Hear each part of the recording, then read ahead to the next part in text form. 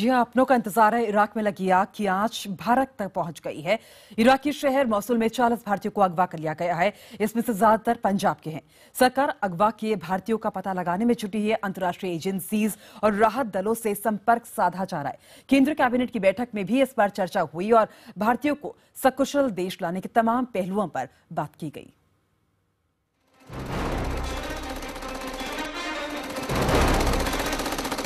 Iraq में भड़क रही गृह युद्ध की आग की चपेट में अब भारतीय भी फंस गए हैं। इराक में इस वक्त 10,000 से ज्यादा भारतीय हैं, लेकिन इनमें से करीब 100 भारतीय हिंसा वाले इलाकों में हैं। इस बीच मोसुल इलाके में एक कंस्ट्रक्शन कंपनी में काम कर रहे 40 भारतीयों का अपहरण कर लिया गया है। हालांकि विदेश मंत्रालय का कहना है कि अब तक फिरौती या किसी और मांग के लिए भारतीयों को अगवा करने वाले आतंकी संगठन ने कोई संपर्क नहीं साधा है। 40 workers who were working in Mosul were working with a company called Tariq Noor Al Huda Construction Company. That these 40 Indian workers, I can confirm to you now, have been kidnapped. Mosul में तेल के कई कुएं हैं और ये Kurd बहुल इलाका है। अपुष्ट खबरों के मुताबिक इस इलाके से मजदूरों को बाहर निकालते वक्त कुर्दिश मिलिशिया पेश मरगास ने भारतीयों का अपहरण किया। हालांकि बगदाद में हेडक्वार्टर वाली अल हूद कंपनी के एक इंजीनियर ने नेटवर्क 18 को जानकारी दी। सभी भारतीय सुरक्षित हैं। भारतीयों को उत्तर इराक के अरेबियन में शिफ्ट किया गया है, लेकिन इस बारे में भारतीय विदेश मंत्रालय को कोई जानकारी नहीं है। हालांकि तिक्रित शहर में फंसे 46 नर्सों के सुरक्षित होने की पुष्टि की गई है। भारत सरकार के अनुरोध पर अंतर्राष्ट्रीय रेड क्रिसेंट ने सोमवार को नर्सों से मिलकर उनका हाल जाना था। सरकार का कहना है कि जो भी नर्स वापस आना चाहती है, उनकी मदद के लिए सरकार सभी विकल्पों पर गौर कर रही है। गहराते संकट के बावजूद भारत ने साफ किया कि इराक में स्थित उसके दूतावास बंद नहीं किए जाएंगे। प्रभावित भारतीयों के परिजनों के लिए विदेश मंत्रालय ने 24 घंटे की हेल्पलाइन की शुरुआत की है। इराक में पूर्व राजदूत सुरेश रेड्डी को वापस बगदाद भेजा गया है। विदेश मंत्री सुषमा स्वराज प्रभावित परिवारों के संपर्क में हैं। विपक्षी कांग्रेस का कहना है कि भारतीयों को सुरक्षित निकालने के लिए सरकार को मामले में जल्द से जल्द और ठोस कदम उठाने की जरूरत है। Now the situation in Iraq is delicate enough for us to need to do that, and I'm sure that the government, which has standard procedures for this, will use those procedures and get our assets out as quickly as possible.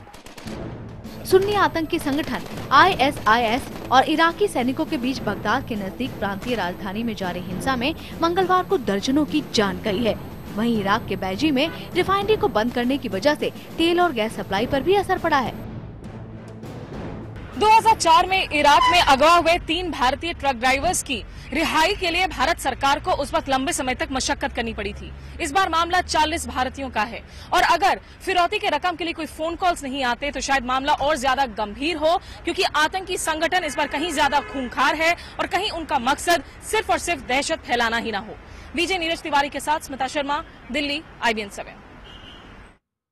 किसी ने कर्ज लेकर अपने बच्चे को Iraq भेजा था तो किसी के लिए इराक गया उसका बच्चा घर में कमाई का इकलौता जरिया है। पंजाब के गरीब परिवारों की ये सारे नौजवान अपने घरों की आस है। अब इन परिवारों में मातम बस रहा है। सब बस यही दुआ कर रहे हैं कि उनके अपने सही सलामत घर लौट आए।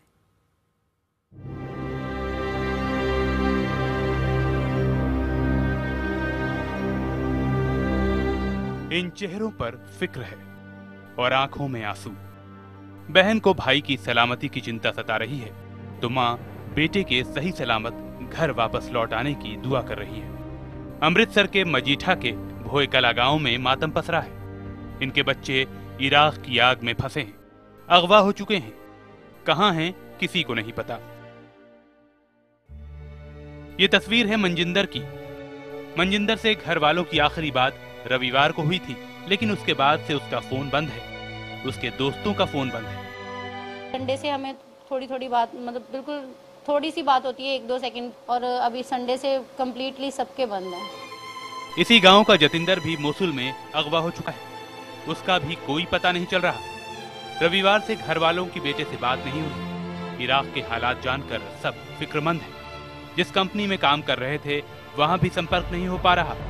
अब इनकी आस सरकार पर टिकी है। सानू बच्चे सही सलामत से कुछ नहीं चाहिए। अभी तो यही चाहते हैं कि हमको कुछ नहीं चाहिए, वापस हमारे लड़के आ जाएं। ये तस्वीर है अमित की। अंबाला के छोटे से गांव बिहटा का रहने वाला अमित बड़ी मुश्किल से इराक काम करने गया था। कर्ज लेकर घर वालों ने पैसा कमाने इराक भेजा था, वहाँ कंपनी में वेल्डिंग और पेंटिंग का काम कर रहा था। लेकिन अब हालात ये हैं कि माँ बाप दुआ कर रहे हैं कि बेटा बस सही सलामत घर लौट आए। जो मैंने 2 लाख कर्जा देकर भेजा था, अभी तो हमारा वो भी नहीं उतरा। तो मान ले बच्चा हमारा वहाँ सही रह इसका, तो वहाँ हम कोई परेशानी नहीं है, पर हमारे बच्चे को परेशानी ना कोई भी हुआ। वहाँ जैसे हालात हैं उसके हिसाब से तो वापस आ जाना चाहिए। वो सुरक्षा भी मान लिया मिलनी चाहिए उसको। मोसुल में अगवा हुए 40 भारतीयों में से ज्यादातर पंजाब के हैं।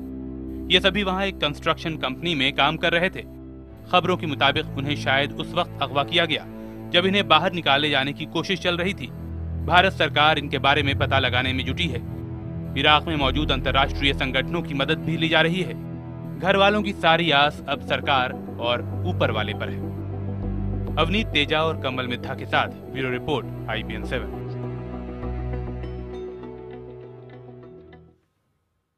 जिन लोगों ने अपनों को जिनके लोग इराक में फंसे हुए हैं, उनके लिए एक एक पल भारी है। लगातार ये लोग अपनों की सलामती के लिए दुआ कर रहे हैं। अमृतसर से ऐसे ही लोगों का दल आज विदेश मंत्री से मिलने जा रहा है। ये लोग सुषमा स्वराज से मिलकर गुहार लगाने वाले हैं कि वो इराक में फंसे भारतीयों को जल्दी से जल्दी भारत वापस लाने के लिए ठोस कदम उठाएं। परमात्मा से अरदास है कि हमारी मीटिंग सक्सेसफुल हो और हमें कुछ ना कुछ इन्फॉर्मेशन जरूर मिले। यही कहना चाहते हैं कि साडे बच्चों की रिक्वेस्ट करन चले, साडे बच्चे सही सलामत घर आ जाना, उन्हां दी बेनती करन चले सरकार नूं। इराक में जारी संघर्ष और फंसे भारतीयों की रिहाई पर चर्चा के लिए हमारे साथ जुड़ रही हैं ऑब्जर्वर रिसर्च फाउंडेशन की कांची गुप्ता। कांची, बहुत बहुत स्वागत है आपका IBN 7 में। कांची, कल जब MEA ने प्रेस कॉन्फ्रेंस की और कंफर्मेशन दी कि 40 भारतीय जो हैं वो किडनैप हो चुके हैं, लेकिन ये नहीं बताया कि किसने किडनैप किया है, रैंसम किसी ने मांगी नहीं है अभी तक, तो IS पर इशारा करना क्या अभी ठीक है?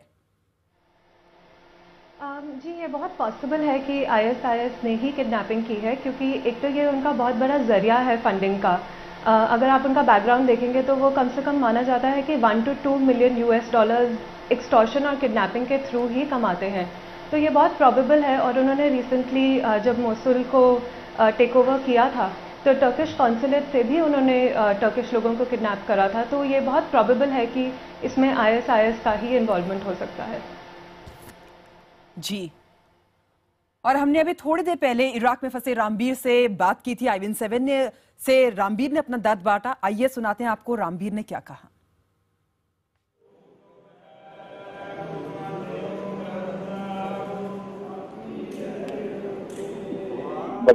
नजर में जी, वहां पे कैसी स्थिति है? वहां पे कितने भारतीय हैं?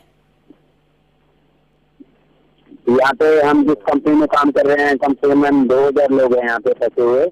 तो कंपनी सैलरी भी हमारा 4 महीने का रोक रखा है, पासपोर्ट भी मांगा था वो भी नहीं दे रही है। अभी सिचुएशन बहुत खराब है। बाकी अभी फायरिंग वगैरह तो यहाँ पे नहीं हो रही है, बाकी सिचुएशन ठीक है अभी, पर वो कभी भी आ सकते हैं, फायरिंग हो सकती है। सभी डरे हुए हैं, ये पासपोर्ट भी नहीं दे रहे हमारे। जी, तो आप लोग भारत वापस लौटना चाहते हैं? नहीं, आना चाहते हैं, तभी आना चाहते हैं। पासपोर्ट नहीं दे रहे तो क्या करेंगे? आने के लिए तो सभी राजी हैं, पर क्या करें, यहाँ पे पासपोर्ट वगैरह नहीं दे रहे हैं। क्या आप लोग सब लोग एक साथ हैं या फिर अलग अलग जगहों पर रहते हैं? एक साथ ही हैं, एक ही कंपनी में काम कर रहे हैं, 2000 लोग हैं मैम।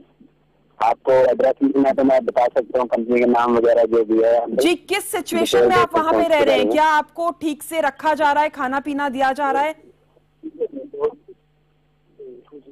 खाना पीना तो मैम अभी तक दिया जा रहा है, पर आगे की सिचुएशन ठीक नहीं है। जो उनका मुदीर है वो दुबई भाग चुका है। बाकी अभी हमने पासपोर्ट के लिए मांगा था, वो भी डिमांड हमारी पूरी नहीं हुई है अभी तक। अगर आज हमारे को पासपोर्ट वगैरह दे देते हैं तो सही है, नहीं तो फिर मैम सैटरडे से कोई भी काम पर नहीं जाएगा। उसके बाद सिचुएशन बिगड़ भी सकती है। हमें खाना देंगे नहीं देंगे कुछ मालूम नहीं है सैटरडे को। मैम रामवीर, आप किस कंपनी में काम करते हैं? मैम 4 डायमेंशन हाइड्रो कंपनी है जी, उसका नाम है 4 डायमेंशन हाइड्रो कंपनी। जी, कितने समय से इराक में रह रहे हैं? मैम मेरे को तो 1 साल हो गया है, बाकी कई लोग हैं 3-3 साल भी लगे हुए हैं उनको, 2 साल वाले भी हैं। अभी कल ही मैंने इंडियन बंदा आया, 24 लोग आ गए यहाँ पे। और हमारे दर्शक हमें लगातार फोन कर रहे हैं। हमारे साथ श्रवण सिंह फोन लाइन पर है। इनके भाई इराक में रहते हैं। श्रवण, आपके भाई इराक में रहते हैं, आपकी आखिरी बार बात कब हुई उनसे?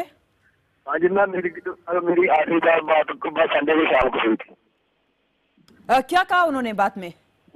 मैम तो वो उन्होंने तो बिल्कुल तो सिंपल बात की थी जो हम मतलब पहले कहते थे कि हाँ तो हम जहाँ पर अभी तो ठीक है, तो हमें वो जो जिनके पास है AIS वालों के पास वो हमको खाना भी दे रहे हैं। तो उसको संडे के बाद शाम के बाद हमारा फोन नहीं लगा, उनका फोन बंद आ रहा है लगातार। जी, उन्होंने और कुछ बताया कि उनके साथ और कितने भारतीय वहाँ पे हैं, कितने लोग वहाँ पे हैं? हाँ जी मैम, उन्होंने बताया कि हम अपने इंडिया से बिलोंग करते हैं, तो 40 आदमी बिलोंग कर रहे हैं। मैम 2-4 लोग वहाँ पे उनके साथ हैं। और कैसे रखा गया है? 40? हाँ जी 40 में। जी। और कैसे रखा गया है, और कोई जानकारी दी उन्होंने आपको? हाँ जी मैम उन्होंने बोला कि जब मसूल शहर के ऊपर उन्होंने किया था तो कब्जा ISI वालों ने तो कब्जा किया, तो उस टाइम मैम उनको एक दिन के बाद जब कब्जा करने के एक दिन के बाद उनको वहाँ से 20-25 किलोमीटर दूर एक रू की फैक्ट्री है, तो वहाँ पर ले गए। तो वहाँ पर उनको जो भी सुविधा थी वो तो अच्छी थी। तो उसके बाद मैम तो हमारी कोई बात उनसे नहीं हुई। संडे के बाद वो बोल रहे थे कि पहले जब बात हुई थी संडे तक तो वो यही बात बोलते थे कि हाँ हम वहाँ पर बिल्कुल अभी तो ठीक है, हमको बोलते हैं कि हम आपको जैसे ही जहाँ का माहौल थोड़ा सा अच्छा होगा हम आपको छोड़ देंगे। तो अभी तक तो मैम तो संडे के बाद हमारी कोई बात नहीं हुई। श्रवण, क्या उन्होंने आपको बताया कि जो उनके साथ लोग हैं उन सबको एक साथ रखा गया है या फिर अलग अलग रखा गया है? नहीं मैम, उन्होंने यही कहा कि हम एक साथ है सभी। हाँ जी, तो उनका एक आदमी आता है, वो खाना हमको सुबह देकर जाता है, दोपहर को भी देकर जाता है और शाम को भी देकर जाता है खाना। क्या उन्होंने खुद से आपको ऐसे बोला कि हमको किडनैप कर लिया गया है? नहीं मैम, उन्होंने ये तो नहीं बोला। वो तो उन्होंने तो इतनी बात जरूर बोली थी कि हाँ हम उनके पास है, तो वो हमको वहां से लेकर गए हैं। वो बोल रहे हैं कि जहाँ पर तो किसी टाइम भी मतलब जिस शहर में काम करते थे वहां से जब लेकर गए तो इनको ये बात बोलते थे कि पता नहीं इस शहर पर कब आर्मी का हमला हो जाए तो हम आपको तो सेफ जगह लेकर जाते हैं। तो उसके बाद का तो कोई मैं वाकया नहीं हमको पता। आपके भाई कब से इराक में रह रहे हैं? मैम उनको लगभग 10 महीने 11 महीने के करीब हो गया। मैम क्या उनका परिवार भी उनके साथ रहता था वहाँ पे? नो मैम, मैं उनका भाई, छोटा भाई बात कर रहा हूँ। तो उनका परिवार नहीं वहाँ पर रहता, तो फैमिली सभी हमारी इधर अमृतसर में है। जी श्रवण, आप हमारे साथ फोन लाइन पर बने रहिए। हमारे साथ कांची गुप्ता भी हैं। कांची, आपने अभी सुना होगा, श्रवण भी बता रहे थे कि कैसे उनके भाई को वहां से अगवा कर लिया गया, किन कंडीशंस में रखा गया। उससे पहले हमने आपको इमरान का फोन भी सुनाया था जिसमें वो कह रहे थे कि पासपोर्ट रख लिया जाता है वहां पर। तो 40 जो भारतीय हैं उनको अगवा किया गया है। बहुत सारे लोग हैं जो स्कैटर्ड हैं पूरे इराक में। तो आपको क्या लगता है कि सरकार को अब क्या कदम उठाने चाहिए? जी देखिए, एक तो बहुत ज़रूरी है कि इवैक्यूएशन जल्दी से जल्दी किया जाए। अब मोसुल को ISIS ने जब टेक ओवर किया उस बात को भी काफ़ी टाइम हो चुका है। अभी तक 100 लोग वहाँ पे फंसे हुए हैं। तो ये इंडिया के लिए एक वेकअप कॉल होना चाहिए कि हमारे पास अब 7 मिलियन इंडियंस हैं गल्फ रीजन में, तो उनकी सेफ्टी का, उनके वेलफेयर का ध्यान रखना अब इंडिया के लिए बहुत ज़रूरी हो गया है। क्योंकि 2004 में भी ये हो चुका है कि इराकी ट्रक ड्राइवर्स किडनैप हुए थे। नहीं, स्टेप्स क्या उठाने चाहिए? हमारे को शिप्स डिप्लॉय करने चाहिए कि इवैक्यूएशन हो जल्दी से जल्दी। सुरेश रेड्डी जी को वहाँ पे भेजा गया है जो जिनके इराक में काफ़ी कॉन्टैक्ट्स हैं, अरेबिक बोलते हैं वो, तो उनको कॉन्टैक्ट्स बनाने चाहिए ट्राइबल काउंसिल से, वहाँ पे वहाँ के लोकल फोर्सेस से कॉन्टैक्ट्स बनाने चाहिए कि कुछ और इन्फॉर्मेशन मिले, इवैक्यूएशन जल्दी से जल्दी हो। और जो ये कॉन्ट्रैक्ट कंपनीज इनको लेके जाती है, क्या इनसे भी संपर्क साधा जा सकता है? देखिए, पहले भी जब ये हुआ है तो कॉन्ट्रैक्ट कंपनीज ने कभी कुछ किया नहीं है, तो ये रिस्पॉन्सिबिलिटी बनती है इंडियन गवर्नमेंट की कि हम ध्यान रखें, हम इन गवर्नमेंट्स के साथ भी टाई अप करें कि ये जो इंडियन वर्कर्स हैं इनका वेलफेयर हमारी प्रायोरिटी पे हो, जो कि पहले कभी नहीं हुआ है। जी, कांची, हम आपके पास लौटेंगे। तो जिन लोगों के अपने इराक में फंसे हैं उनके लिए एक एक पल भारी है। लगातार ये लोग अपनों की सलामती के लिए दुआ कर रहे हैं। अमृतसर से ऐसे ही लोगों का जो दल है वो आज विदेश मंत्री से मिलने जा रहा है और 3 बजे हो सकते हैं कि ये मुलाकात हो। और इसी के साथ वक्त एक छोटे से ब्रेक का, तुरंत लौटेंगे।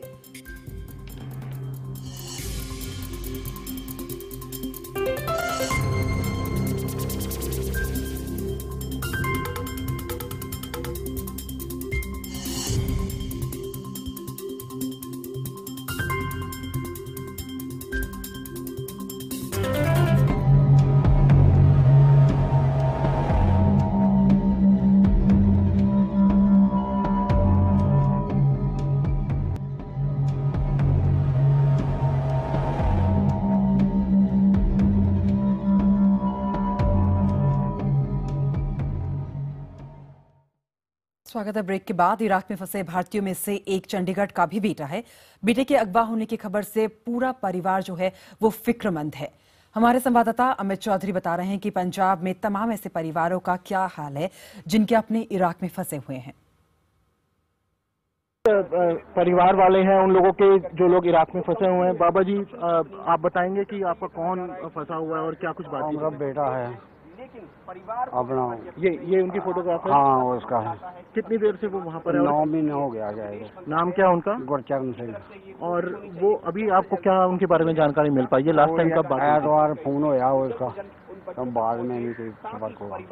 आपको ये कंफर्म है कि उनको किडनैप करा हुआ है, अपहरण किया हुआ है उनका? वही अपना बोलता है ठीक ठाक, हम कोई चिंता नहीं करनी, हम ठीक है।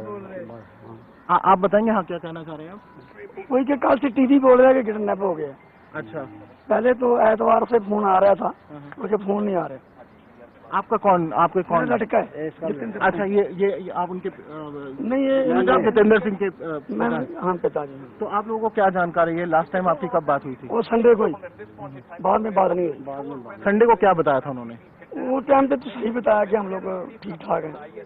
उनको क्या मालूम था कि मूड बांध पे बंद हो जाए। हमारे साथ कुछ और लोग भी हैं।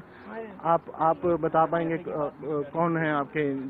मेरे ब्रदर हैं, बड़े हैं। क्या नाम है उनका? कमलजीत सिंह। कमलजीत सिंह क्या काम करते हैं वहाँ पे? वो कारपेंटर का काम करते हैं। तो आपके पास क्या जानकारी है अभी उनके बारे में? हमें उनके साथ हमारा 17 तारीख दोपहर 2 बजे को कांटेक्ट हुआ था, 17 जून को।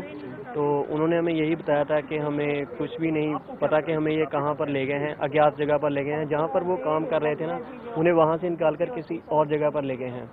तो उन्होंने दोबारा कांटेक्ट नहीं हुआ 17 तारीख के बाद। वो लोग कौन है, कुछ पता चल पाया? उन्होंने कुछ बताया ये लोग कौन है, क्या कुछ हुआ? सारा कुछ नहीं। उनको ये कहा कि ये कुछ अलग लोग हैं और उन्होंने यही कहा कि हमें नहीं मालूम कि कौन लोग हैं जो हमें यहाँ से निकाल कर ले गए हैं। और जो कंपनी वाले थे वो भी हमारे पासपोर्ट वगैरह जो भी कागजात थे उनके पास है, सब हमारे पास कुछ नहीं है। भूपिंदर जी, मैं आपसे जानना चाहूँगा कि आप लगातार बात कर रही थी, आपकी इस वक्त किन किन लोगों से बात हुई है, चाहे विदेश मंत्रालय में, पंजाब सरकार से, उन लोगों से? सर, सबसे पहले तो मैं इंडियन एम्बेसी इराक में बात करती थी। उसके बाद मैंने कुछ कंपनी के नंबर्स भी ट्राई किए, वहाँ पे मेरी कोई बात नहीं हुई। उसके बाद सर मैंने अपने एक्सटर्नल एमई में अप्रोच की, मेल्स वगैरह किए, तो अब वहाँ से रिस्पांस मिल रहा है। कंटिन्यूसली मेरी अनिल वद्वा जी से बात हो रही है, कल सुषमा स्वराज जी से बात हुई और आज हम वहाँ उनके पास मीटिंग के लिए भी जा रहे हैं। ये कहा जा रहा है कि जो जितने भी लोग वहाँ फंसे हुए हैं मोसूल में, वो लोग किडनैप नहीं है और उनके साथ काफी अच्छा बर्ताव कर रहे हैं, लेकिन वो इसलिए नहीं छोड़ रहे कि हालात बुरे हैं। आप लोगों के पास क्या जानकारी है इस चीज को लेकर? सर, हमारे पास यही जानकारी है कि 11 तारीख को जब उन्हें रात वहाँ से निकाला गया, कौन लोगों ने निकाला, वो कंपनी की गाड़ियों में ही उन्हें लेके, जो कंपनी की गाड़ियाँ थी उसी में लेके गए हैं। और हमारे जो भी बच्चे हैं सारे यही बोल रहे थे कि आप किसी से बात मत करना, सिर्फ इतना ध्यान रखना कि आप कंपनी वालों से बात करो, एजेंट से बात करो, क्योंकि ये जिन लोगों ने हमें अपने पास रखा है वो यही बोल रहे हैं कि आपके कंपनी वाले आए, जहाँ फिर कोई रिस्पॉन्सिबिलिटी आपकी ले, जो आपको सही सलामत लेके जाए, तब हम आपको भेजेंगे, अदरवाइज हम नहीं भेजेंगे। ऑब्जर्वर रिसर्च फाउंडेशन की कांची गुप्ता भी हमारे साथ है। कांची, हमने पिछले कुछ दिनों में देखा कि ये जो ISIS है, इसने इराक के कई शहरों में अपना कब्जा जमा लिया। इराक सरकार जो है उसे रोकने में नाकाम रही। सवाल यह है कि इतने कम समय में ये ISIS जो है अपने पैर पसारने में इतनी जल्दी कामयाब कैसे रही? देखिए ISIS शुरू हुआ था 2004 में, जब US ऑक्यूपेशन था इराक में। पर जब US फोर्सेस ने विड्रॉ कर लिया तब एक्चुअली इनको बहुत ग्राउंड मिला, क्योंकि इन्होंने सीरिया में भी तब तक काफ़ी अपने फोर्सेस स्प्रेड कर लिए थे, काफ़ी पोस्ट्स कैप्चर कर लिए थे। तो जो एक सिक्योरिटी वैक्यूम हुआ था 2012 और 2013 के बीच में, उस टाइम में ही इन्होंने कुछ 1300 टेररिस्ट अटैक्स कर लिए थे।